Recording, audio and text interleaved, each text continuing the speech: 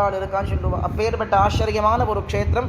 அத்ரி மகரிஷிக்கும் அனசூயா தேவிக்கும் தரிசனம் கொடுத்ததான ஒரு க்ஷேத்திரம். அப்படி அவ ரெண்டு பேருடைய ஒரு பொன்னாகவே தரிசனம் கொடுத்த ஆச்சரியமான ஒரு க்ஷேத்திரம் அது.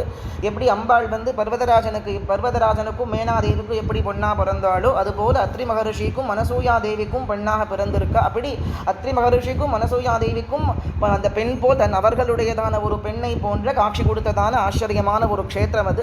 சிவசைலத்தில் விளங்கக்கூடிய சாட்சாத் பரமகல்யாணியானவள் அப்படி அத்ரி மகரிஷிக்கும் அனசூயா தேவிக்கும் பொண்ணா பிறந்து அவா கிட்ட வளர்ந்து அதன் பிறகு சிவசைலநாதரை கல்யாணம் பண்ணிண்டான ஆச்சரியமா சொல்லுவா.